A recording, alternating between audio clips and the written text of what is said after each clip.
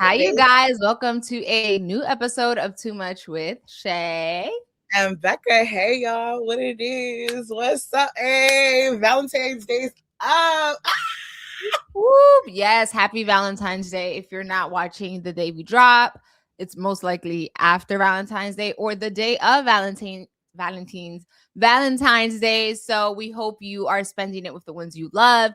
Remember, this is not just a day for the people that are in relationships. Love and relationships, there's lots of them, right? Yes, there's partners, but friendships, your mom, family, it's just a day to celebrate those that you love because, you never know when is going to be the last day. You know what I mean? Every time we're covering lots of stories today, last year of things that unexpectedly happened. So just show love to the ones you love. Let them know that you love them, period. Yes. Yeah. Also, thank you guys so much for our new subscribers. We see you. We appreciate you. We love y'all down, honey. And if you are a reoccurring viewer, we love you. I hope you know that. An extra Valentine's Day for you. An extra lovey-dovey message for y'all. Hugs and kisses on the cheek, though, because, well, there was never another option. But, we Caribbean, so, we do the mwah, Do we? Yeah, girl, especially Haitians. Having two?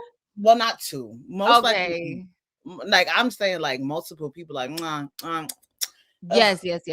We do have manners, and you will be ripped if you walk into an establishment and you don't say good morning or hi. And you know what? Some of y'all need that. I remember when I was younger, I used to be like, oh my God, like, why do I always got to say hi? But now that I'm older, I'm like, thank God. Because y'all need the manners. No, honestly, I tell, like, I remember growing up when my friends would come to my house, I'm like, make sure you, like, even if my dad came home, like, after the fact that you were here, go say hi. I was like, we don't play that. Like, I don't mess around my parents. Yeah, my mom was always like, we have this thing where it's like, oh, bendición, mommy, like to our family, like you say bendición. I don't know what the equivalent is, like kind of like bless you in like the family world. I don't know. But if I would forget to say that, my mom was like, did I sleep with you? Yes, we slept in the same house, but it's like, I don't know. It was just very much like you need to acknowledge. They be like, we slept together. And I'm like, huh? Like, I used to be so confused because I'm like a little kid. I'm like, huh? What are you in the same establishment? I just saw you last night. It did not matter. But anyways, today is it's not a big day. I'm just trying to say I want to reflect on the fact what happened. We have to go to our weekly rundown. Oh, well, I thought we were gonna discuss the Bad Bunny thing before because oh, that's true. That's a statement. Okay, go ahead. They was tearing my girl Shayla up, and I'm here to tell y'all she got 4 fists behind her. Don't play with me. Okay, thank you so much. So here's the thing. Last week we discussed how we were looking forward to the Benito Bowl. Rebecca was actually going to see the game. Like, shout out to the Seahawks. I'm happy that day one, Rebecca did win herself $9, child. I'm like, you was. No, I mean, I won $29 in total. When Rebecca was talking about these parlays, I'm over here thinking my sister's about to make money. I said, okay, sis, how much we won? She said $9. And then she's like, okay, well, I'm going to bet on the confetti colors. And then she's like, okay, now I won 29. I said, girl, the way you was talking, I thought we was about to book a flight. $29. A win is a win. The ones who get it, get it. I won $9 because I said that the coin toss was going to be heads. And it was. I was in there screaming like a banshee because I'm like, I got my $9.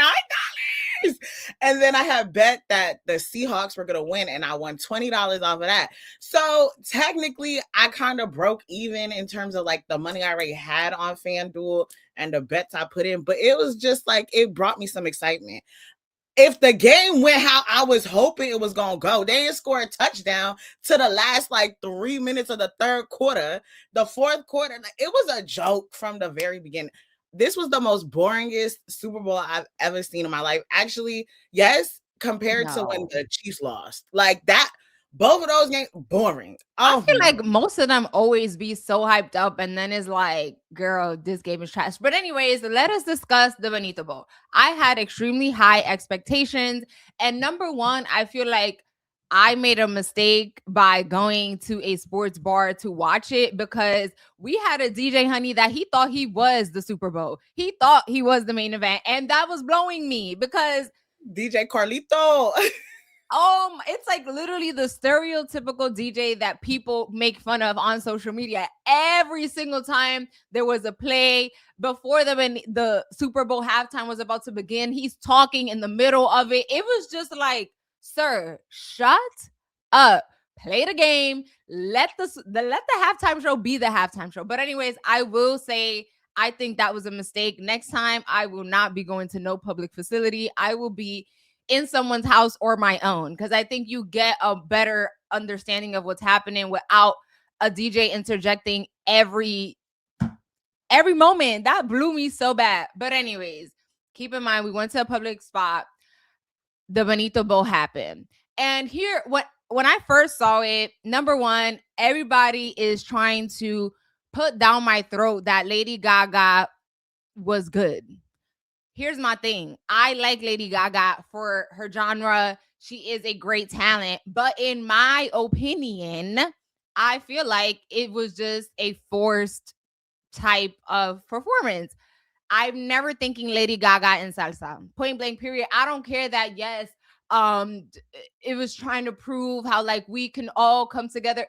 I don't care how y'all try to sell it to me. For me, I did not want Lady Gaga singing salsa. She was offbeat. And this is, again, no shade to her as an artist. She's an amazing artist. But to me, I felt like Lady Gaga did not need to be there. And yes, I know the background that the person that created her dress is like a Dominican like fashionista designer, whatever. I'm happy for that because yeah, I know I'm Dominican and Puerto Rican and I will always root for my people.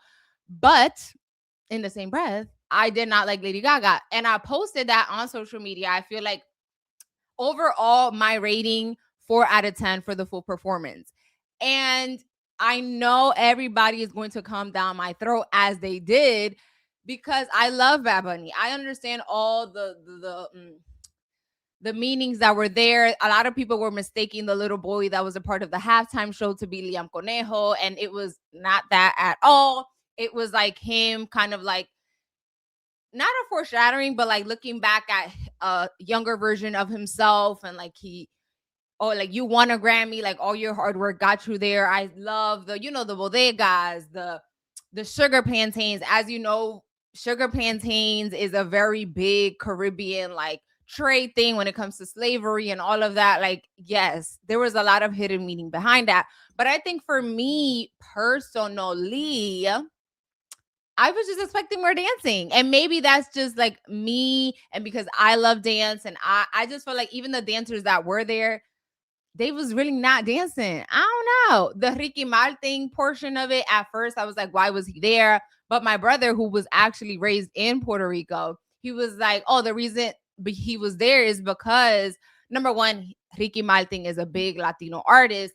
But two, he was a part of protests that were going on in Puerto Rico a few years back that actually got like a governor to step down type thing. So, they did have a history of protesting, and the song that he sang had like a little political meaning.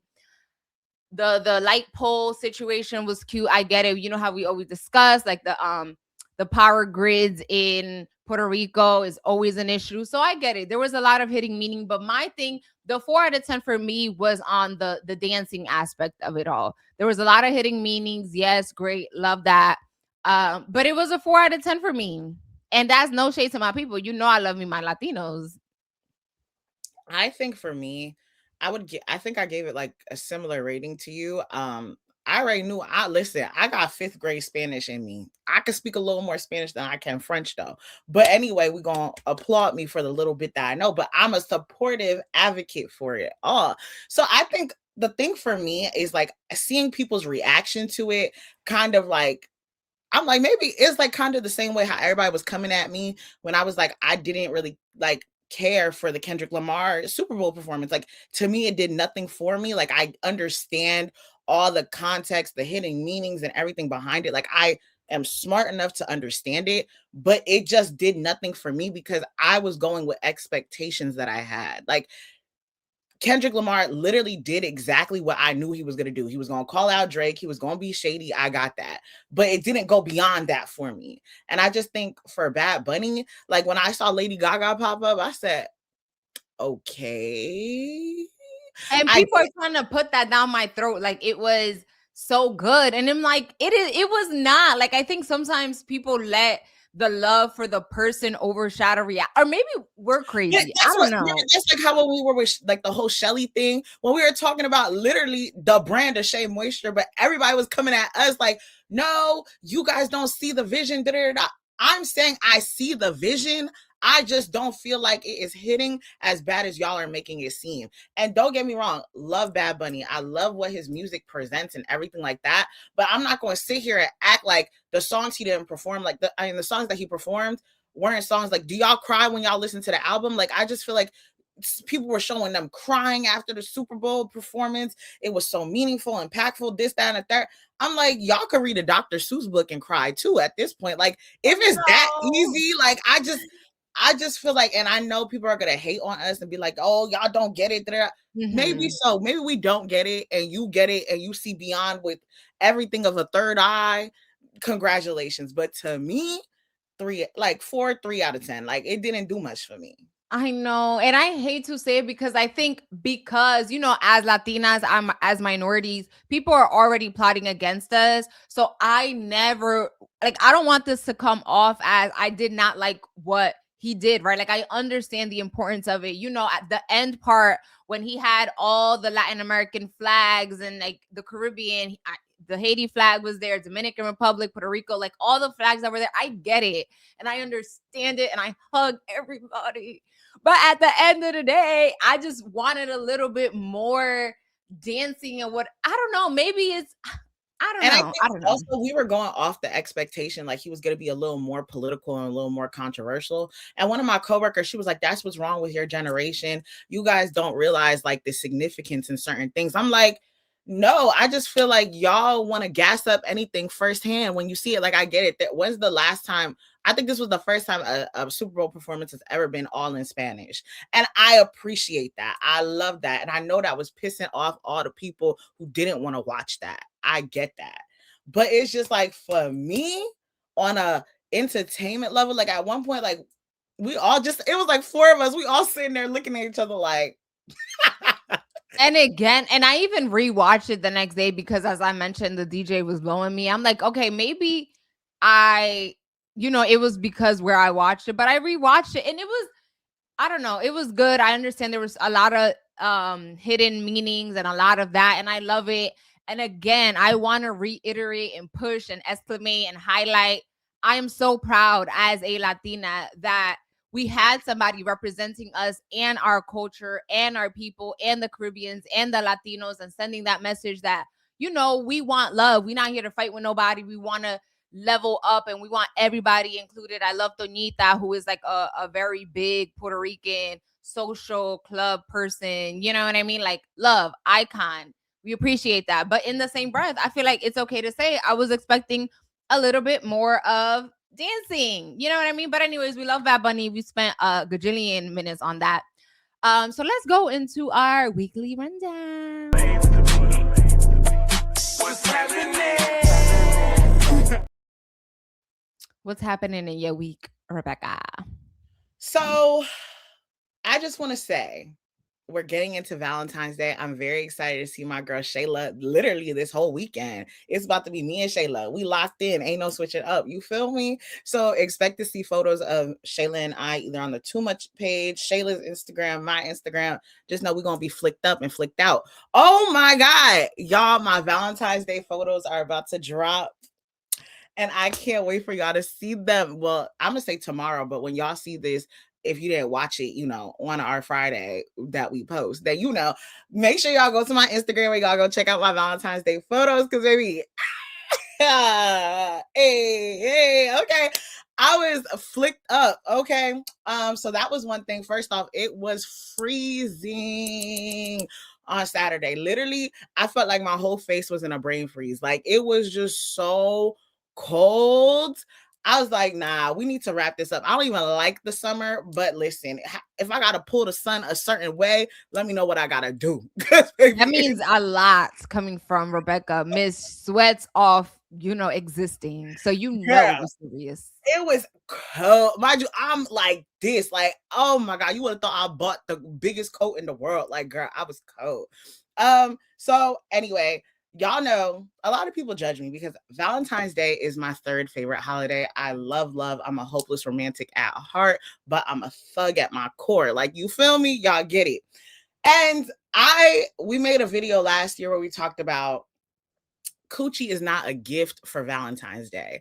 And I just want to reiterate, show some effort when you give your gifts. I heard this one girl talk about she can't wait to put it down on her man, this, that, and the third. And I'm like, don't you put it down on him almost every day? She's like, yes, but it's Valentine's Day. What that mean? You got a ring in your coochie? Like, I'm lost. Like what you gonna do? Anyway, listen, for the fellas, make sure your girl gets you, or the fellas, for the fellas, listen, whatever it is, sex is not the only gift that you can give. Find something sentimental to do, like do a paint and sip, do something, an activity for the both of y'all, so y'all understand that you are special, because you could get sex almost any day of the week. Okay, that's the first thing I wanted to say. The next year's Super Bowl is going to be on Valentine's Day. And I saw so many people talk about how they about to break up. Like, oh, we got to break up the day before and stuff like that. Find you somebody who loves sports. Find you somebody who understands. Because me, Girl, personally. they don't really love you. Cause what? You breaking up with me like, Say that, period. Okay.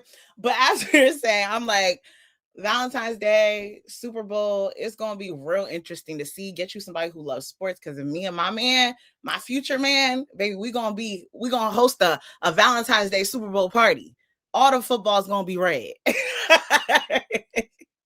I also wanted to mention, hold up, what is the last thing I wanted to mention? Oh, I feel like the day is fast approaching when I sit on that lady's couch, because I was sitting down with myself, going through let a us self-evaluation. pause. For those people that are like, that lady's couch, she's talking about therapy, y'all. Resume.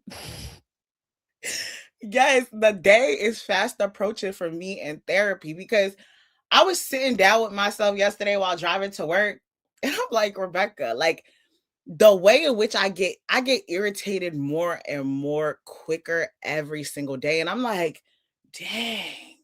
Like, it's like, I'm like, it literally take the smallest thing, and I'm like, oh, Rebecca, don't knock their head off their shoulders. Like, literally, I realize it, and I'm coming to terms with, because I always said, like, I don't want anybody to think that I'm bashing therapy, and like, if you go to therapy, like, that's a problem or anything like that. That's never the case. I just feel like, for me, I've always been able to handle and self-regulate myself, because again, no one knows you like you. And if you have healthy ways of coping and dealing with your emotions, then I feel like that's the best way. But I just feel like it's to the point where I need somebody to help me talk through the fact that, like, I find everybody inconvenient. And we need to sit down and talk about that. That's that Gemini in you, sis. It really is. Oh my God. And I love her down. But I she just love, like things just be making her mad. I'm like, girl, there's nothing to be mad about. I'll be like, Shayla, this is so inconvenient. Like, what do you not see? Like, when I get mad or irritated, I go silent, I go mute, and I also just want destruction. Like, it'd be chaos in my head. But just know the day is fast approaching where I'm gonna sit on that lady couch. I love that. For my week, I woke up over the weekend on Sunday to Frozen Pipes. And first of all, again, I'm just a girl. I woke up and I'm like, I'm going to the bathroom as I do every single morning. And I'm like, first of all, the toilet barely flush. And I was like, oh, maybe like, I was like, oh, okay. And then I go open the faucet to brush my teeth. And I'm like, no water. Yeah, I know I don't play with the code, but because I'm always cold during the middle of the night, I felt extremely cold, but I didn't pay it no mind. I'm like, Shayla, like, you're just being paranoid. Like, it's fine. I woke up in 52-degree weather. Fahrenheit, which to me is extremely cold when you in the house, honey. I barely like to take off my coat during the 60s. Okay. So, anyways, I'm like, I text my landlord who's like amazing. I was like, hey, I'm not sure what's going on, but like I have no water. And so that same day I had a photo shoot to go to. And it's like when you have things happening, everything want to go wrong. Everything want to go wrong. So I'm like, I gotta get ready for this photo shoot. It's 52 degrees. I have to do my makeup, which I'd never do my makeup. And it's like, what do I do? Thankfully, I had enough water bottles, and baby, I ran through the water bottles to get myself together in time for the photo shoot. We do the photo shoot. I'm freezing, but whatever. I did it. This is my year of yes, and I'm ready to wrap up on mid-February because I've gotten myself into a lot of things, and it's like, child, let's wrap this. First of all, it's not good for the bank account, and also I barely got time to breathe. Rebecca likes that lifestyle. I do not. I like First chilling. off, Shayla, I promised myself this year that I was going to stay in the house. And since January 1st hit, I have yet to be in the house. And I'm Yeah, but very you like upset. that. I don't, though. Yes, you do. Because when you're in that house, you're like, what do people do? You do like that. But anyways, the photo shoot is I again in the same wavelength of the years of yes. I was reached out to be like to be a comms chair for a nonprofit in New Jersey. It's called Gather and Give organization. So I'm super excited about that new opportunity because you guys know, like, I do love to give back, and I feel like what they're working towards is something that I align with. So I'm super excited about that. So I got ready for the photo shoot. I met the girls. They're super amazing, cute, dandy. Shout out to Fashion Nova because I bought the little 2-piece set from them. And this is the story of my life. I started off from frozen pipes to photo shoots. But the moral of the story is by the time I got home, that was the same day of the Super Bowl. Then I saw that my car tire was flat, and that was a whole other shebang. I'm like, child, let's wrap this weekend up immediately. But after that, one thing about me, Rebecca and I have the figure it out genes. So it's like I didn't even have time to be mad because my mind is just like, okay, how can I fix this? How can I fix this? How can I fix this? Because then it's like me being mad is not going to help anything. If anything, it's going to make it worse. So when I woke up with no water, I'm like, I am mad. I want to scream right now. But instead, how do I get ready? And I said, water bottles. And I started working towards that.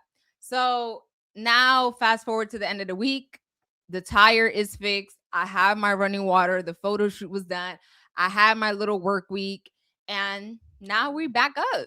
And now Shayla and I, we have our Valentine's dinner on Saturday. On Sunday, we have a brown sugar party to go to where we're going to look all brown and chocolate because, period.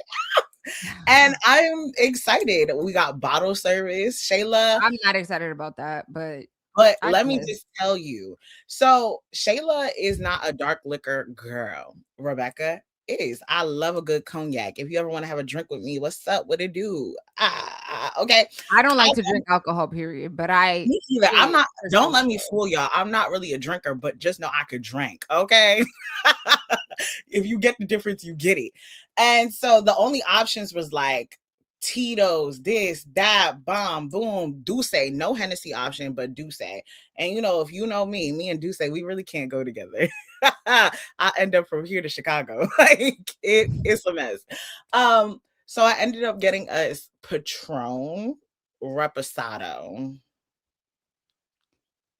Isn't that like the cheapest liquor? Girl, no, because they had the Patron. Girl, they had Casamigo, and I can't do Casamigo.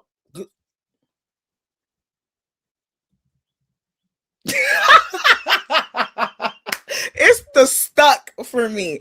Anyway, let us get into our news topics and wish us a great luck this weekend. Also, I get my nails done on President's Day because I couldn't do it for Valentine's Day. So these are just going to have to pass as my Valentine's set, and y'all love them, y'all adore them, and I appreciate y'all.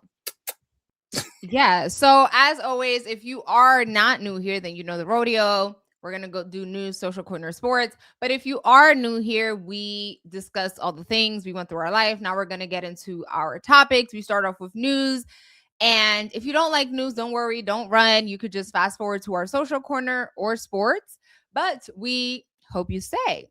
The first topic we're going to talk about is Homeland Security versus our girl Cardi B. You're like, girl, what does one thing have to do with the other? Well, child, in She said 2026, y'all getting jumped. She said y'all gonna get jumped. child. So Cardi B's Am I the Drama tour has kicked off this week, and the drama is in fact underway. While on stage, she was shouting out Latin American countries, and she said something along the lines of, ICE better not show up here or we'll be jumping them. And of course, the video went viral, and the official Homeland Security Twitter page responded to, I believe TMZ posted it on X, Twitter, and they quote tweeted that and said, quote, as long as she doesn't drug and rob our agents, we'll consider that an improvement over her past behavior. Of course, Cardi B did in fact respond, and she said, quote, if we're talking about drugs, let's talk about Epstein and friends drugging underage girls to rape them. Why I don't want to talk about the Epstein files.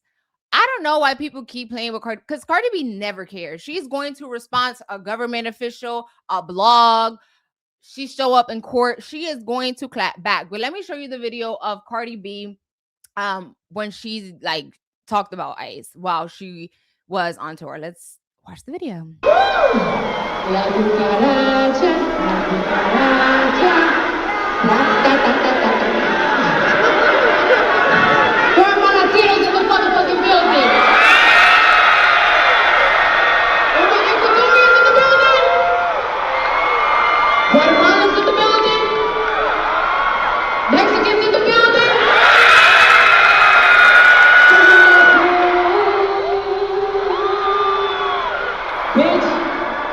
If ICE come in here, we're gonna jump their asses.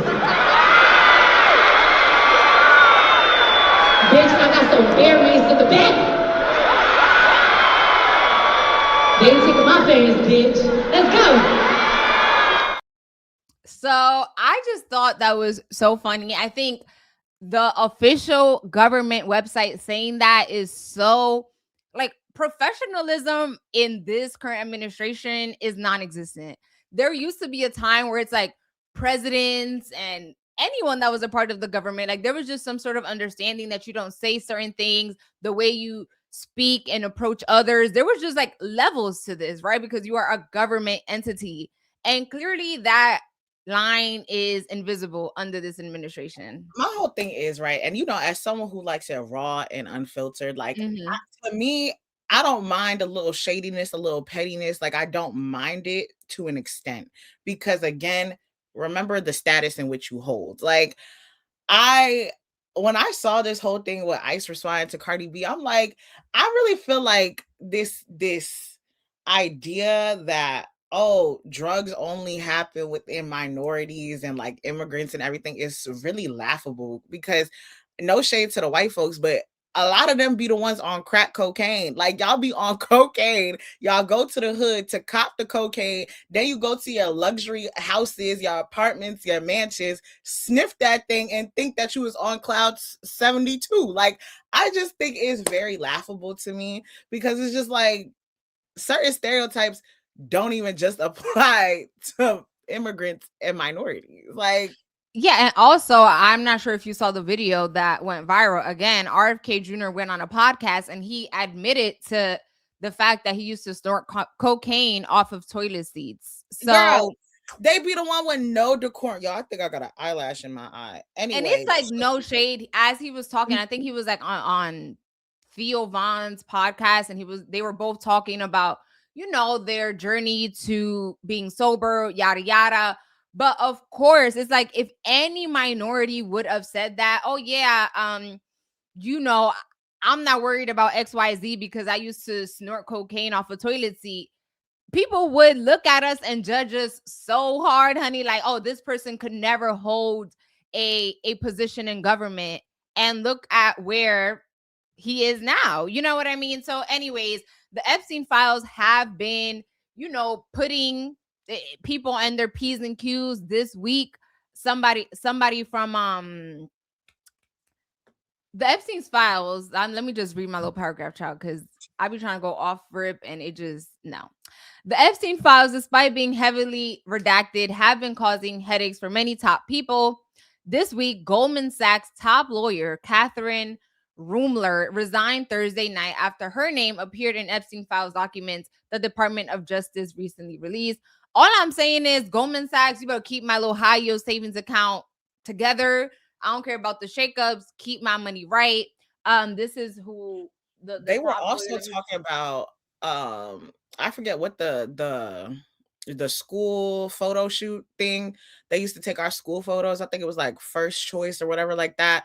Somebody like a company, no, somebody who was like a part of a something, who was a part of the something that was also connected to the group. Like it was like several different like connected to the Epstein files. No, like a singular group or like a person was like connected to this like group that used to take our school photos when we were in like Right, but what about it? Like they did what?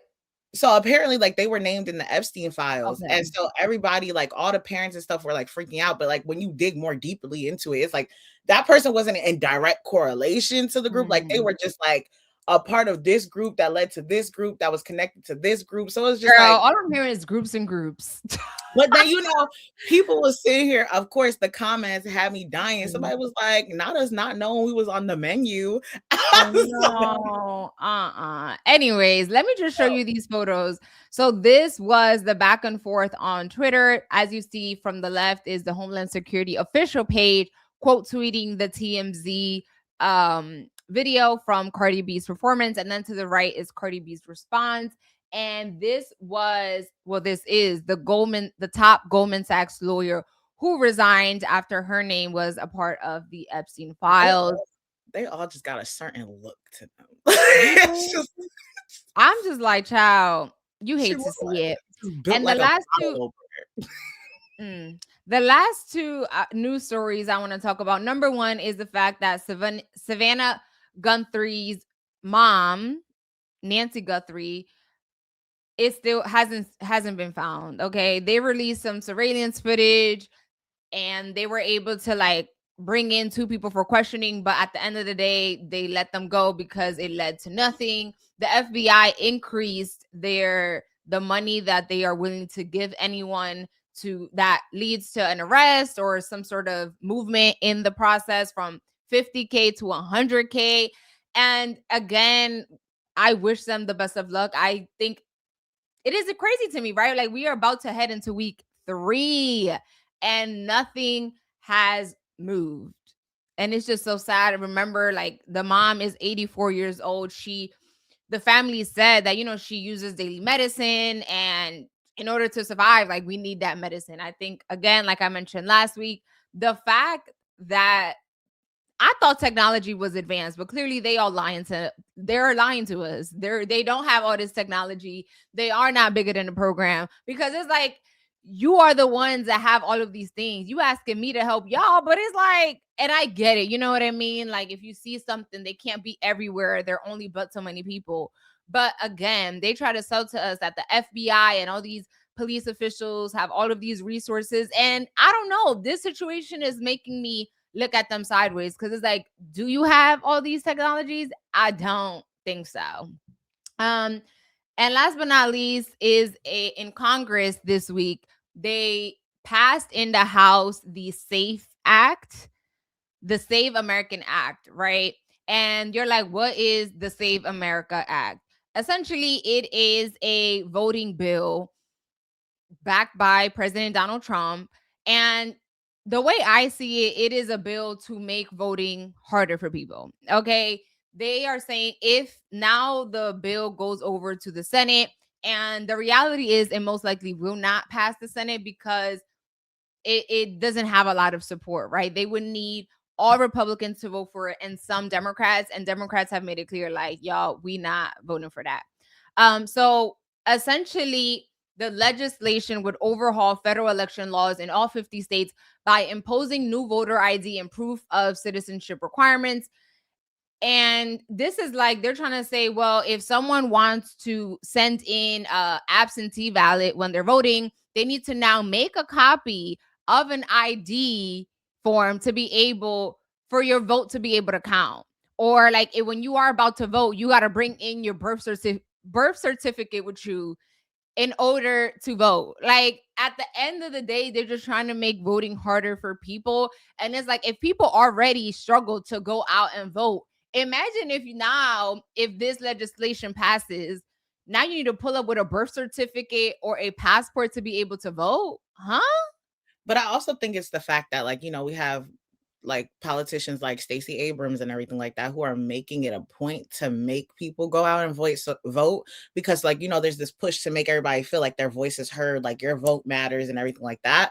And I think because of that, and we've seen an increase of people actually starting to take part in these elections, that's why we're seeing like this shift, kind of like where, like, even though like Trump is the president or whatever like that, but you still got people who take part in the local elections, and like we're starting to see more people who are like, I feel like the past election that just happened in terms of like mayors and everything, there was a big wave of like Democratic people who are taking part in these elections. So it's like, there's this thought that all the people who are voting, like immigrants, are coming here to vote and take part in the election so they could turn America blue. Like, there's this thought that people have. So I feel like if you're making it more difficult, you're kind of deterring the push for the people who just now are starting to vote. You get what I'm saying? Yeah, 1,000%. I think that's a great point, right? Because it is very important to know, although Republicans are saying, we don't want illegal people voting, that's already illegal. If you are not a US citizen, you can't vote. And the percentage of people that have done that is literally extremely low. So they're trying to create a problem where there is no problem. If you aren't a US citizen, you already can't vote. So this whole notion of like, well, you need an ID to drive, you need an ID for this is like, okay, yes. But to Rebecca's point, the whole gist of this is like, oh, we see that minorities now are coming outside to vote, right? And so in order to suppress that or move this back to where they want us to go to, we need to put on more barriers and more red tapes so we continue to stay in power. And I know some people are going to be like, well, if you have a birth certificate, everything like that, like you shouldn't be worried. That's not the point. The moment that you start making things seem like it's more difficult or like make things more of a process, you're not going to want to do it. The amount of to-do things that everybody has to do every day, nobody wants to go get an oil change until that light pops up. You really have no like no true reason to go, even when you hit the mileage thing. So it's like, yes, I get it. If you already have a birth certificate, if you're already a citizen, like there should be no problem for you. But the moment that you start making things seem more problematic or making things more intricate for me, or like we talked about at the beginning of the show, inconvenient, I hate inconveniences. So it's like the moment you start making things more inconvenient for people, I am more deterred to take part. Yeah. And it's also very ironic because these are the same people that say, we want to give more freedom to states to put their own rules, right? Like every state should have the freedom to pick a place to vote because right now, voter laws are dependent on the state. Like each state decides, what time they close their polls and what time. So in this legislation, it's like, well, the federal people will kind of control that. And it's like, oh, it can't be, right? Because isn't Trump and his administration the same people that are like, no, well, we want every state to have their own education freedom. And obviously they just say stuff and they are literally contradicting themselves. But anyway, that is the end of our news segment. Let's head over to our social corner.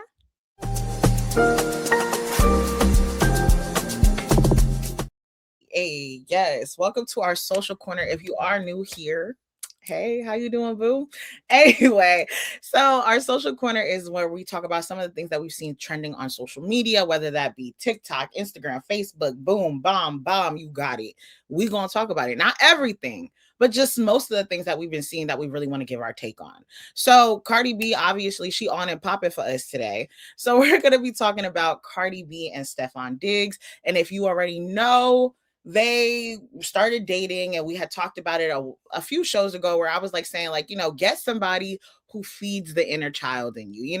She had already went through a whole problematic relationship where her ex, well, they're separated. I don't know what the divorce proceedings is currently looking like right now with Offset. And if you know, he was a part of Migos, no longer Migos, but whatever.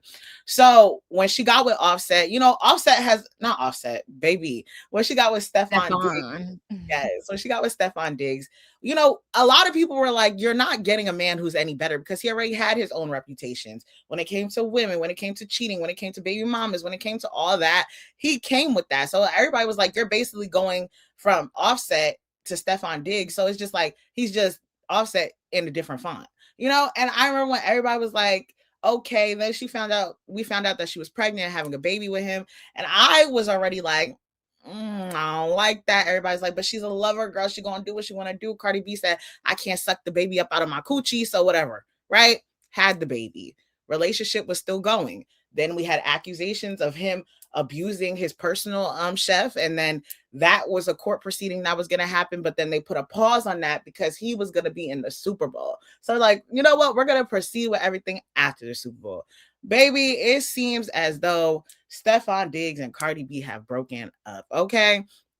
So after the New England Patriots Super Bowl 2026 loss to the Seattle Seahawks, Stefon Diggs posted a cryptic Instagram message about gratitude and control, fueling speculation that he and Cardi B have broken up. The two unfollowed each other on social media following the game, intensifying the rumors. Diggs had a quiet performance in the 29-13 loss and is also facing legal issues as he is scheduled to be arraigned on an assault allegations involving a personal chef. Meanwhile, Cardi B reflected positively on her Super Bowl weekend, sharing behind the scenes moments from her appearance during Bad Bunny's halftime show and thanked Airbnb for hosting her team. Adding to the drama, Cardi B reportedly left the game early, and Diggs was seen interacting with this girl named Pre, a girl who allegedly was linked to Cardi B's estranged husband, Offset. Pre was spotted on the field and at the team hotel, further fueling the split speculations. Cardi and Diggs went public with their relationship in 2025 and share a son that she gave birth to in November of last year, and neither has publicly confirmed the breakup. So I just want to show you guys really quickly the post from Stefon Diggs showing like his little post that he made, talk about gratitude and fear cannot coexist in the same space. A reminder to control what you can control, remain thankful and stay motivated. To me, I just want to say a big STFU. Like, bro, shut up. Like, what we talking about? But while everything was happening with the Super Bowl and we're seeing all this different stuff. Was this the post where he included a photo with one of his other babies? I Yep. think so. Okay, I think that's very important. He also, during the same time he had a baby with Cardi, he had another baby with another lady, and that baby was highlighted in this little situation. Yes, Right. yes. And so, as you know, with everything, when there are major events, there's all these different events and everything that is happening. And so, at one of these red carpet events that were happening before the Super Bowl, a reporter basically asked Cardi B, what's one thing you want to say to Stefon Diggs? And let me show y'all what she said. Inspiring message for Stefon before the game. One inspiring message for him. Good luck. How we celebrate? Good luck. Baby, I know, Cardi. That was the most shady. You might as well say, "Girl, break a leg," and you know what I mean. Okay, Tara ACL. That's really what she could have said too. No. I did not say no, Tara. We are no. When I saw this, and I just saw that the Shade Room had posted that Stefon Diggs is in court today as of February. Today's the 13th. Yeah, February 13th. I saw that he was in court today and he pleaded not guilty to the case involving the assault charges, including his personal chef, right? So when I saw this, I'm not even gonna lie to y'all and say I don't like to be this person, but I do like to be that person who's like, I told you so. I mean, Cardi B doesn't know me, but I've been saying this is not the man for you, right? And I get it.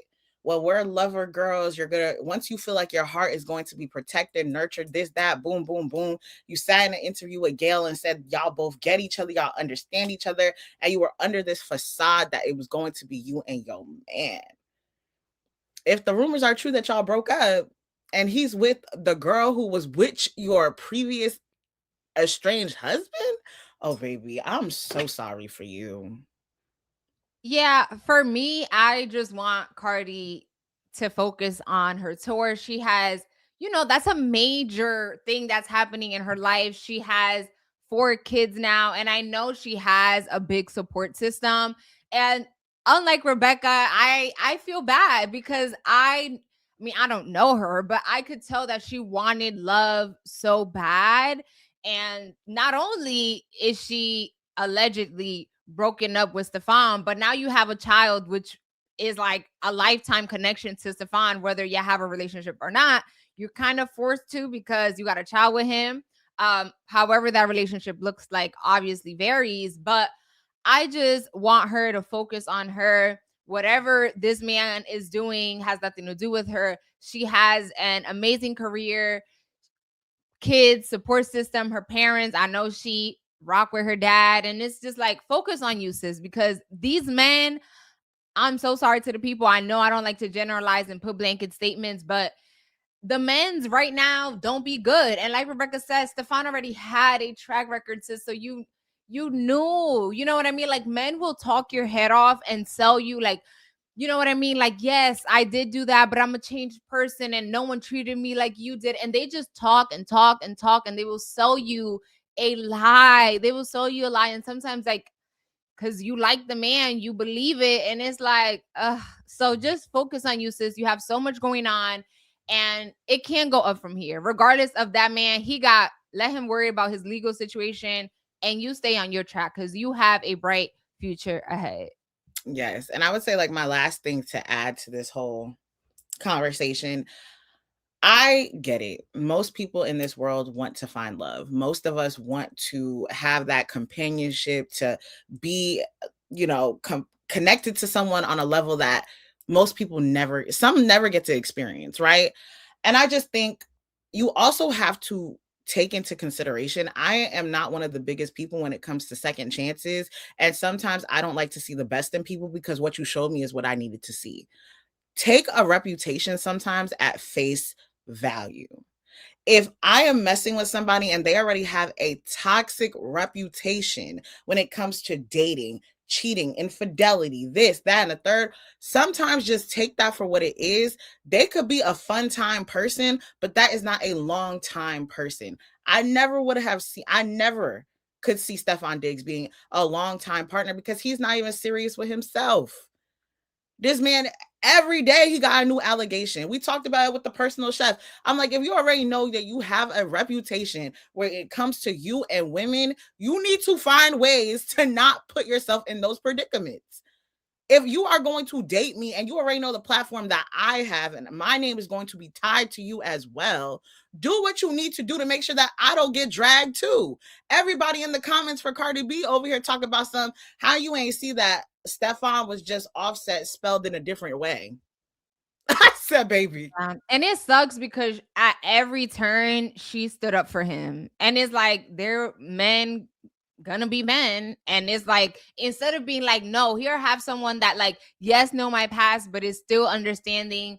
And instead, you would think that would turn off some sort of like light and be like, oh no, let me prove these people wrong. Like, let me do this for this girl that's stepping behind me. But child, men never care.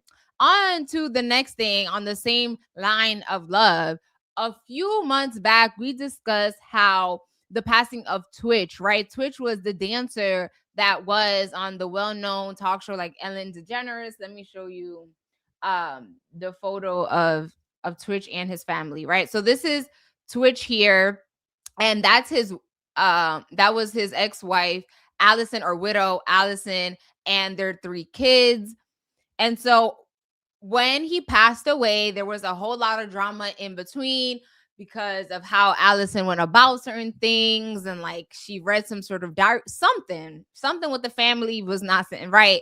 And so this week, it turns out he passed away. I believe it wasn't last. It was. Let me read my little paragraph, child. I need to be like Rebecca and follow the script. Allison Holker announced her engagement to entrepreneur Adam Edmonds on February 12, 2026, following a February 6th birthday proposal. The 38-year-old dancer, widow of Stefon Twitch boss, who died in 2022, has been dating Edmonds for over a year. The couple shared the news on Instagram, celebrating the new chapter of their lives. So this is them over here. That's Allison right there, and that's her new man's. Thoughts? It's not funny. It's really not funny. I just hope she's able to be her new husband's safe space, because when she made this whole thing and went on her little press tour about the book she wrote about, and it wasn't like it was a chapter, but still it was the chapter that went viral, where she talked about how he had so many dark secrets. He had a past, drugs, this, that, boom, boom, boom, and she wasn't his safe space. And me and Shayla clocked her and said, well, if you wait till I die to spread all my information out to the world, how could you have been my safe space? And some people tried to chew us up, saying we didn't understand, we don't get it, boom, boom, boom, this is her truth. How is her truth his secrets? I don't understand. But I have never dealt with a husband, a marriage where my man died and I'm a widow now. So I can't tell people how to move on and how to progress forward when it comes to dating and starting, a new relationship. So I can't really speak to that. But all I can say is from what I've seen when you were on your press tour and you were so concerned at the fact that you weren't his safe space, I hope for your new husband, you will be a safe space. And I hope that you learn from your past relationship and you keep the information between you and your current man to you and your man. Okay. That's all I gotta say. Yeah. And also, I'm just thinking about like the two. Is it a little girl and a little boy? Let me put up the photo again. For the little boy and the little girls that they are raising. Obviously, I think her older daughter wasn't Twitch's, but of course it was still a family. But I just hope that the two kids that she did share with Twitch grow up in, understanding their father, because you know what I mean?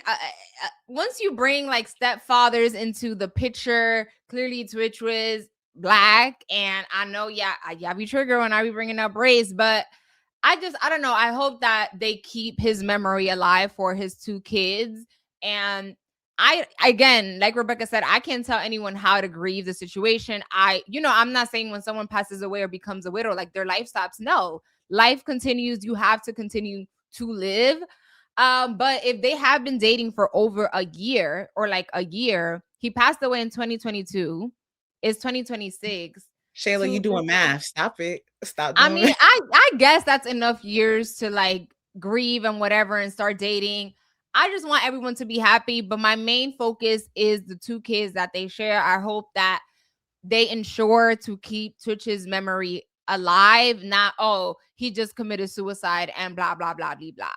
That's my one thing on that. But on to our sports corner. Absolutely. You got 24 seconds and it's starting right now. Welcome to our sports corner. We're going to dribble it, pass it, and talk about these assault and domestic violence charges, baby. Girl, absolutely not. You over here rapping like that's a good. I'm not rapping like it's a good thing. I'm just saying, baby. Yeah, you are assaulting and like, huh? I'm just saying the drama is dramaful, okay? But before we get to that, let us talk about how this is NBA All-Star Weekend. As we've mentioned for several years now, NBA All-Star, the hype has been kind of non-existent in my opinion. And in order to address that, the commissioner, Adam Silver, he's trying to do different things. And so this year they have a new format for the NBA All-Star game. Usually it would be like East or West. And like they've been trying to figure out different ways to make the people be more engaged. And so this year they are having they're debuting US versus World, right? It's going to be a mini tournament format to decide this year's All-Star champion. And it's going to kind of follow like a knockout type of vibe. And so you have three teams. You have the Team USA stripes, which is going to be made compromised of, I don't know what the word is, but it's going to be made up of, I think that's better. So Team USA stripes is going to be Jaylen Brown, Jalen Brunson, Brandon Ingram, who is replacing Stephen Curry because he is injured. Kevin Durant, LeBron James, Kawhi Leonard, Donovan Mitchell, Norman Powell, and the San Antonio Spurs coach is going to be coaching Team USA. And then we have I can't see this, but it's another team. And it's Scotty Barnes, Devin Booker, Cade, Jalen, Anthony, Chet, Jalen, Tyrese. And they're going to be coached by Detroit Pistons head coach. And then I think for like the stars, or what's supposed to make it a little bit more is the world team, which is made up of Giannis, Denny, I'm just gonna go with first names. Giannis, Denny, Luca, Nicola, Jamal, Pascal, Karl Anthony Towns, Victor Wembanyama, and Alperin. And the Toronto Raptors head coach is going to be coaching the world team. I feel like, can it really be like USA versus world when it's like, I feel like everyone sees these people as in like the world team as US players. Am I tripping? My whole thing is like, I get it. They've been trying to make like the NBA All-Star games and everything like that very interesting over the years. But for me, seeing all this, it does nothing for me. Like my thing is, and this is a rightful concern for a lot of the players, is like, I don't want to go into All-Stars. And like, after All-Star weekend, this is when people really like teams start really going hard because we're getting closer to the playoffs that usually start in, I believe, May and then go into June, I believe. Right. So like, people are really going to start this push. So it's like all these stars who are playing don't want to get injured. They don't want to put a lot of strain on their body for that simple fact. So that is why a lot of these games don't seem interesting, because there's no defense. They just scoring. They doing what they want to do. The score be like 272 for one team. So it's just like, it gets to a point where it's like, it's not interesting. And I get that they're trying to test out all these different formats, but it gets to a point where we have to acknowledge that it's not working. Obviously, the All-Star games start today. I believe the skills challenge and things like that start today. And then that's when we get into the game. Like one of the other games or 3-point contests is Saturday, and then Sunday is usually the game. I'm a watch because I've always been an NBA lover, but it really does nothing for me. Like, I feel like I know what these stars are capable of, and I already see that when they're in the All-Star game, they're not going to do what I know they could do. So it's just like, to me, I'm just watching it for what. But that's just me. Yeah, we wish them the best of luck. And I know they're trying to figure out best practices. I don't know how true this is, that they're like going to fly out more content creators to generate more buzz and have clips, because we are in the generation of clips, honey. You see so many clips at the end of the day, you're like, girl, let me go find a full video. Okay. Because you're overloaded with the clips. And I think they're taking a page out of the WNBA's playbook, because the stud buds, baby, I ain't never watched the WNBA All-Star nothing, but the stud buds have me seated and stuck, right? So I think that is definitely what they're trying to do. They're trying to connect to a whole different thing, but it's like kind of defeats the purpose, because Adam Silver, when he decided to go and migrate all these different NBA games onto all these different platforms, his main thing was that, oh, we're a highlight league. Like, you could watch highlights on you don't have to watch the full game. You could go watch highlights on social media and stuff like that. So it's just like, now you're trying to gravitate people back in, but you not doing the proper things to keep the attention there. You know what I'm saying? So it's just like, baby, we gonna see. But the next thing we're gonna talk about is Rickea Jackson. If you see her beautiful face, she is gorgeous. Love her down. She is a WNBA player. So Rickea Jackson was has formally notified Miami-Dade County Court that she is willing to testify against James Pearce Jr. I think it's Pierce or Pearce. Shayla, you know? I would say Pearson. Oh, it's James Pearce. Okay, I was like, girl, what? Where you see son? Pearce. Okay. So James Pearce Jr., if his domestic violence case goes to trial, through her attorneys, Jackson filed a notice under Florida's law, asserting her victim's right and urging the court to dedicate all possible resources to resolve the case promptly. Pearce, a linebacker for the Atlanta Falcons, faces 5 felony charges and 1 misdemeanor following an alleged incident in which he rammed Jackson's car multiple times, fled from police, and resisted arrest. One charge includes an aggravated battery on law enforcement officers after allegedly striking an officer with his vehicle while attempting to evade arrest. He has denied all allegations through his legal team, and he was released on bond. And the NFL has stated the matter will be reviewed under its personal conduct policy. Meanwhile, Jackson remains cooperative with prosecutors as the legal process moves forward. So I feel like we consistently talk about this when it comes to these athletes. The NFL talking about they're going to investigate, baby. Nothing's going to happen to him. He might get a 1-game suspension and a fine. We're going to see. Shayla has made this great point multiple times. When you are, and this honestly should follow for everybody. It doesn't matter what tax bracket you're in, but I just feel like we see this a lot more and a lot more prominent, especially on social media when it comes to these athletes and celebrities. If you are so mad, baby, there's ways to go about situations. You don't have to put yourself in this type of predicament, because now everybody's going to talk about how you rammed your car into her car. They're going to talk about the domestic abuse allegations. They're going to talk about all these things that are tied to your name that once never were. It's like, I don't care how mad somebody makes you. You also have to think about yourself at the end of the day. You have a platform. You are someone of status. Anything you do, it will be scrutinized and put under a microscope. So for you to sit here and do this, allegedly, it's like, to me, it's like, do you actually care about your career? Like, it does not make sense to me. And everybody always talks about, like, when they were together, everybody always, I mean, this is just a true statement, period. Rickea Jackson is beautiful. If you see her, Rickea, what do I call her? Rickea, yeah. Girl, I'm so sorry. Rickea Jackson is gorgeous, right? Beautiful.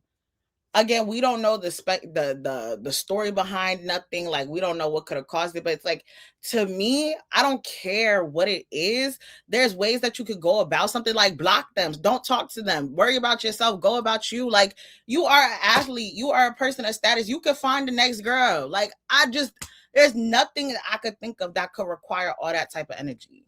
Yeah. So for me, I put zero hope in the NFL taking any action, because we have seen other incidents where the proof has been there, the videos, the everything, and they're like, oh, 3-game suspension, and then move on to the next. But I think what makes this situation different, not because of the NFL, but Rickea Jackson's sister-in-law is the mayor of Detroit. So they have power. They have people that is like, we're not waiting for the NFL, honey. We are going to take matters into our own hands. And so, not only is Rickea Jackson like a well-known WNBA player, but also she has people that are outside, you know what I mean? Like mayors and politicians that know people that will ensure, honey, we will be taking you to court. And I saw reports that said that Rickea Jackson is willing to get on the stand and, speak her truth. And so I think because she has people in her corner who know how to operate the system, yeah, he will be seeing court. And it's like, again, if someone does not want to be with you, please let it go. The same way women can't force men to be with them, men can't force women to be with them. You know what I mean? Like, if it's just very toxic, and if you have a low attention span, or like how you operate, you get mad quick. I be telling Rebecca, sometimes you just gotta leave the situation, because when you get to that level of angerness, like according to reports that I've read, like she was telling him, like, stop texting me, right? Before this incident happened, they were over, and he was not trying to accept the fact that she said, I want to end this situation. And so because he kept forcing the issue, right? He was like, oh no, you blocked me. Now I'm going to go find you, and I'm going to follow you. And at a red light, I'm going to go try to open your door. Like, what? if somebody does not want to be with you, please stop it. Like I don't know. It's super sad. And I hope, Rickea Jackson has the support system. I feel like she does. And it's just like super scary. She's so young. And again, these men do not think you have a career. You know what I mean? Like, okay, Rickea doesn't want to be with you, but I know there are several women out there that do want to be with you. You know what I mean? Like, I don't know. It's all super sad. And I hope I feel like I haven't seen Rickea publicly because she was playing in Unrivaled. But after this whole like thing happened, we haven't seen her play in Unrivaled. And I'm pretty sure like this has to be so much. Everybody talking about what happened to you that maybe she won't come back for the rest of the season. And I just hope that she is able to prioritize herself and, And it was just very like interesting because like his mom was like, I think at one of these award shows for like the NFL or whatever like that, his mom was on the stage talking about his son. He's such an amazing this, that, boom, boom, boom. And a few days later, I'm like, oh, I bet you she want to smack the back of his head. Like, to reiterate what Shayla said before we move on, if somebody does not want to be with you, I get it. It may hurt. Your ego may be bruised. You may feel like this is the love of your life, but you can't force somebody to want to be with you. And the crazier you act, the more you will push somebody away. As someone who, my anger can get the best of me, when I do find myself in those moments, I'm realistic enough to know, Rebecca, step away and walk away. Actually, instead of walk, run. Girl, speed. By the time you walk in, they still might be next to you, and it's a problem. Run.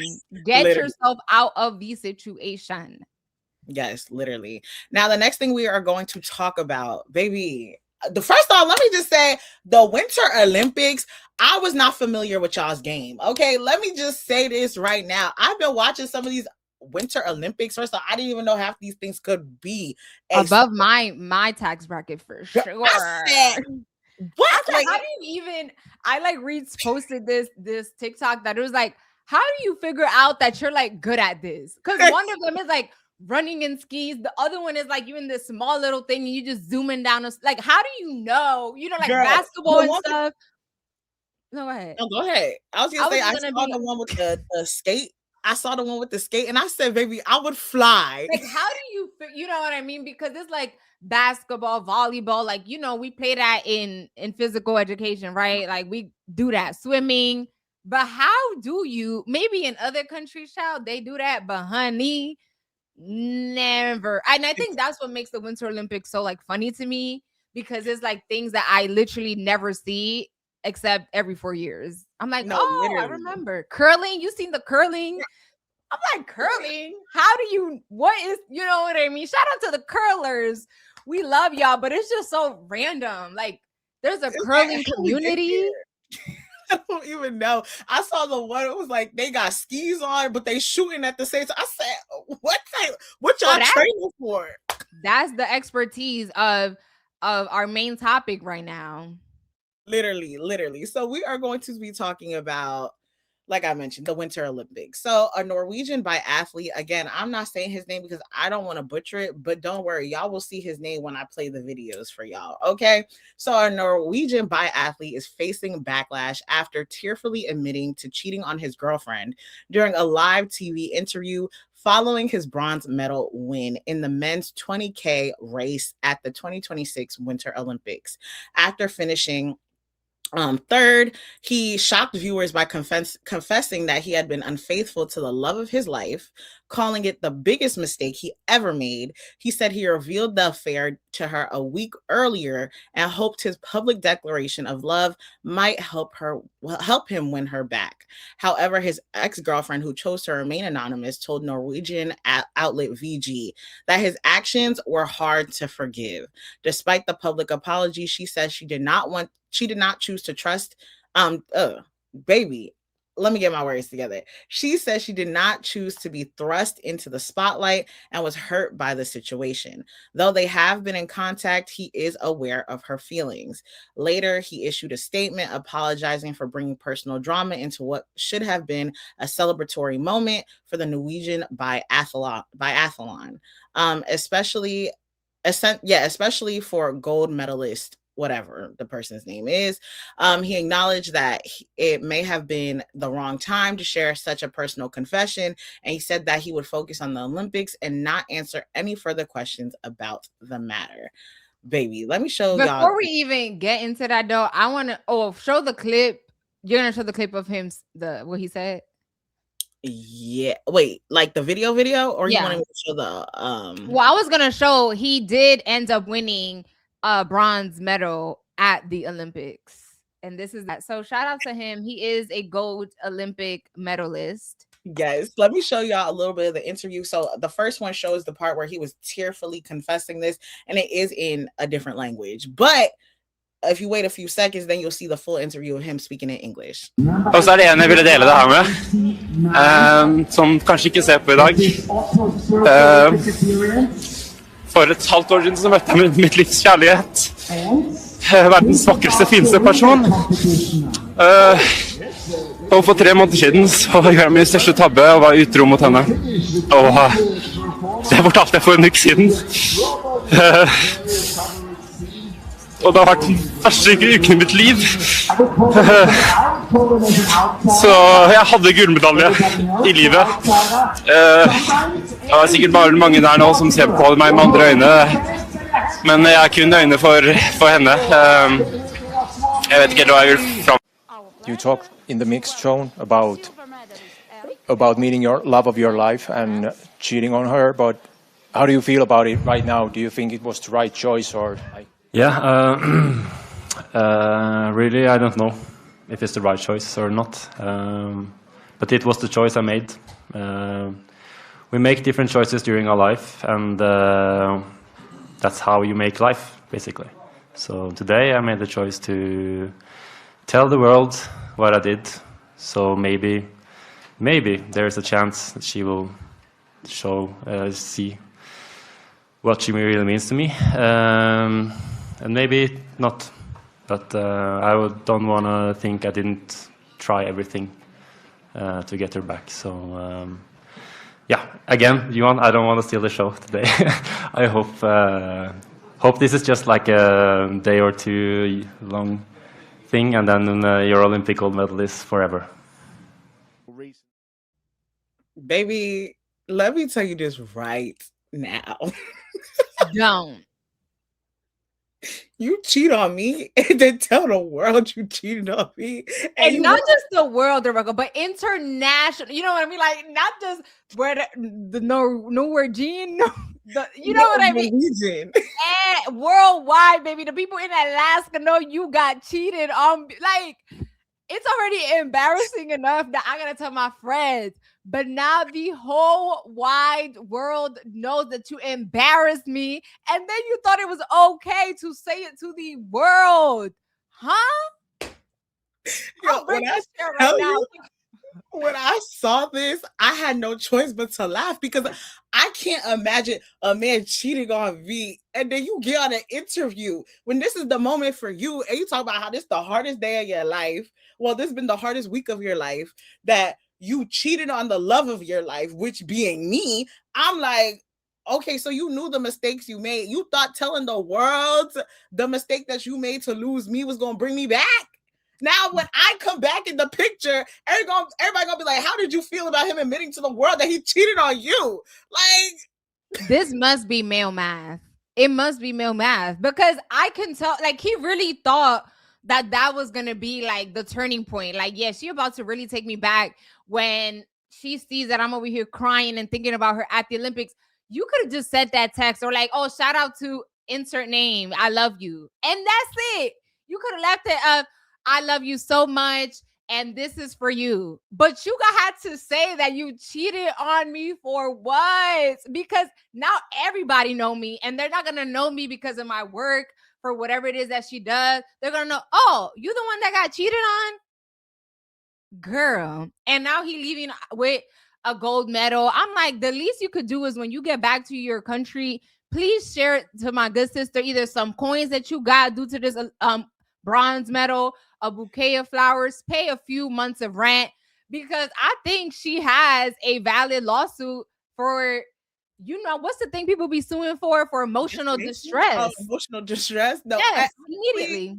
And when I saw this, right, and he started crying, I said, at first I was like, okay. Then you sat at a second press conference. Granted, I know they asked you about it, but you're like, I'm just hoping like she sees that I feel bad. What? There's like, I want men to understand, do not do this. Like, don't get on social media. Don't sit there and say, I cheated on the love of my life and I hope she forgive me, baby. I won't. And I saw some girls who were like, oh, I'm a simp because I would have forgave him. Baby, let that be you and your man, okay? But don't do that when it comes to me at all. I swear to you. Especially because now, but we don't know her identity yet, but the internet works well. They can find out if they really want to. Girl, I'm sorry for you, my sis. I'm really sorry for you. Girl, put that lawsuit in. No shade. Or he need to give you something. Because it's like men think that's the issue. It's like talk. I don't want to hear you talk. I need action. Send me some money. Pay for some bills. Do you know what I mean? You made the situation worse. Or just don't cheat on me. Like that's honestly. Oh, but God we can't even ask for that. We asking for. How about girl? Don't even guess. Girl, anyway, the last few things we're gonna talk about is the NBA again. We're gonna pivot back. So let me just read this little thing. Okay, so 4 players have been suspended following a third quarter fight during the Detroit Pistons win, which was 110 to 104 over the Charlotte Hornets. Isaiah Stewart received the harshest penalty, a 7-game suspension, due in part to his repeated history of unsportsmanlike acts. The league said that he left the bench, entered the altercation aggressively, and fought. Stewart has now been suspended 5 times in his career, including a previous incident involving LeBron James. Hornets forward Miles Bridges and Moussa Diabate were each suspended for 4 games for fighting and escalating the situation, while Pistons center Jalen Duran received a 2-game suspension for initiating the altercation and fighting. The incident began when Duran was fouled by Diabate while driving to the basket. After the two went face-to-face and exchanged shoves, punches were thrown, with Bridges and Stewart joining the altercation too, and Stewart and Bridges had to be separated as the fight intensified. All 4 players were ejected. So I wanted to show y'all a little bit of the fight. Bench that aggressive. So what started this all? Let's see. That's a foul. Moussa fouled him. Ooh, headbutt right there. Yeah. Duran with the right hand to the face started off. And he knew it too. He's trying to get away, but these are grown men. Put your hand in the face of an opponent, and it's already a physical game. Oh yeah, Duran's gonna be gone too, no doubt.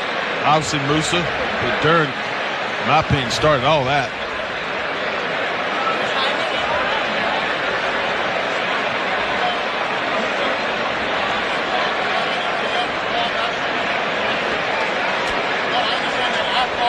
Vitaly Potapenko, assistant coach, longtime NBA player. Very big, strong man. He's the bald guy right there who did a lot of de-escalating. And then Miles went after Duran. And then Isaiah Stewart, who wasn't in the game at all. And Miles got some blows in.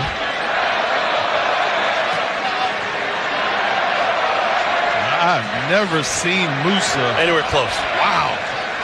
He is uncontrollable.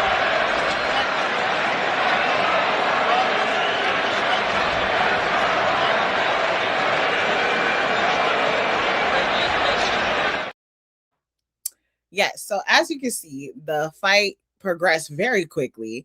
And so to me, when I saw this, like, mind you, the game wasn't airing on any channels that we could see unless you have NBA League Pass. So I was scrolling on Instagram at work and I said, a fight broke out. You know, I remember seeing the fights way before the league started to get a little more strict. So to me, I was like, ooh, this fed like my like chaotic heart. I was like, oh my God, yes. So I'm watching it and I'm like, oh, and then I saw Isaiah Stewart get off the bench. I said, baby, I can't even say nothing because I would have been the Isaiah Stewart of a team because you ain't about to fight my teammate. But if somebody ever try to charge that Shayla, they really fighting two, not one. Don't ever play that. I'll tell you that for free. But honestly, all in all, I wanted to talk about this because I feel like this kind of makes people like, I'm not saying I want to see people fight every game, but seeing that type of intensity and things like that honestly shows you that the players aren't just sitting here acting like, oh, this is just a check and I'm gonna just pull up. It showed me like, y'all really go ahead, get mad, feed y'all egos, do what you gotta do. Yeah, but I mean, like, it wasn't really a fight. You know, like the main thing was like when the guy put his hand in the face, but then the rest was pushes and shoves, and it was not a real fight. And it's like, y'all making something out of nothing. He was grabbing the back of Miles Bridges' hair. That's not a fight. Like, yeah, all grown men. It was pushes and shoves, and it's like. Yeah, and honestly, I wouldn't say Musa, you had the perfect opportunity to really swing on him if you really wanted to. When you like when he ran from the crowd, like the being held back the first time, he had at least a good 3 seconds to swing on him, but he didn't. But I get it, the consequences. But sometimes if I'm already in a situation, I already know what the consequences are going to be. I'm gonna just say bump it and take the full, like I'm gonna take my full penalty. Yeah, but also like the same way we talk about the NFL, like, you know, you worked so hard to get there. So I am just trying to be funny. Like, I get it. They know that they can't actually go out in a full-blown fight because they are athletes. They trying to keep their NBA jobs. But like when I have seen fights in real life, I'm just like, if y'all really wanted to, y'all would have. Right, but also I'm like, I'm glad y'all didn't. But a lot of people I saw were super excited because the NBA right now has been struggling. Okay, like, so anytime there's some sort of commotion, people are like, yes, we need this. You know, people are saying, and like, I'm one of them people. I was feeding into it, and like the thing that made it even more interesting for me was seeing all the different angles of like the whole scuffle. Like at one point, like when they had him at the end, like holding him down, they sitting in a fan's lap. Like literally got this man he got his money. He or she got their money's worth. But it was so funny. Yeah. People also be saying like, oh, this generation of players are too weak and so it's like, I'm happy the people got what they wanted. Right. And everybody was like, this is what we need. We need to bring the bad boy Pistons back because, like, if you remember Malice at the Palace, baby, everybody was like, I don't even know what this arena is called. I think it's Spectrum. They're like Malice at the Spectrum or something like that. But the last thing I want to talk about before we continue is Jonathan Kuminga. Now, if y'all know, we talked about it last week with the trades and how, and a week before we talked about how he wanted to be traded from the Warriors because it just wasn't a good fit. So I just want to talk about this because I just feel like, as much as I love my Warriors, I will say the way that they handle a lot of situations has irked me over the years. And this right here has irked me beyond repair because it's like, they are basically trying to embarrass him. So Stephen Curry publicly defended former teammate Jonathan Kuminga after a report claimed Warriors executives were upset that someone in Kuminga's inner circle had been taking too much food from a team family room. After the story circulated and a now deleted Bleacher Report Instagram post, Stephen Curry jumped into the comments calling the report ridiculous and urging Kuminga to go be great. Kuminga also responded in the comments with crying emojis, asking what else, right? So I want to show you guys the post really quickly. Where is it? I have it here somewhere. Oh, here. So this is the post where this is ESPN's one, but Bleacher Report basically did one that was similar. And then this was Stephen Curry commenting, basically saying like, you know, just go be, I'm sorry, bro, this is ridiculous. Go be great. So when I saw this, good for him speaking out. Stephen Curry or yes, because what is food? My whole thing is, I don't know, obviously, what went on behind the scenes between the Warriors, Steve Kerr, and Jonathan Kuminga. I don't know. They won't tell us until they want us to know, right? But I already knew there was a contentious relationship there. The man has already been traded from your team to the Atlanta Hawks. Why do y'all feel like y'all still need to speak on him is the question I have in my mind. I don't care what executive sat there and told you anything. One, this didn't need to be reported. Two, this didn't need to even be discussed. Y'all are a $1 billion franchise. You worried about someone eating an extra hot dog? Like, and I know they throwing away food at the end of the day. So for you to do that is so like, be all the way for real. Like, you gotta be so petty and so just like, ew, yuck. You know what I mean? It's so disgusting.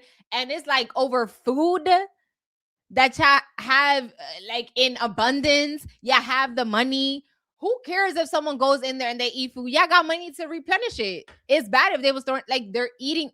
And I don't even think it was an issue. They was just, like you mentioned, he left and y'all still trying to push out bad PR on him. Like, let it go. He not with your team. So now y'all got all the leftover foods that y'all was beasting for. Are you happy?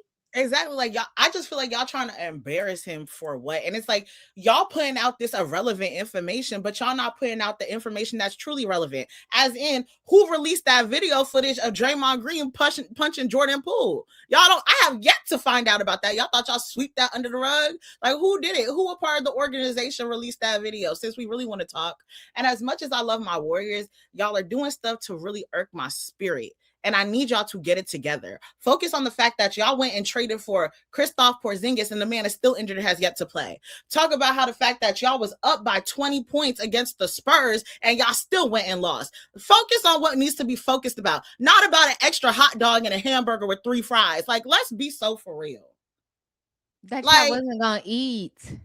Like, all in all, to say thank you, y'all, for watching this week's episode. We appreciate you, all the new subscribers. We love you. In honor of Valentine's Day, I want y'all to comment a red heart because I love y'all and y'all love me. Because don't tell them how they feel. No, because we grew up on Barney. So if I love you, you love me. Oh, we're singing a song. Okay, yes. And so comment a red heart for Rebecca, a yellow heart for me. Again, thank you so much. Make sure you enjoy this lovely weekend with your friends, family, loved ones. Make sure you like, comment, share, subscribe, and follow us on all our social media platforms at Too Much SB. And we will see you guys next Friday. Bye. Bye.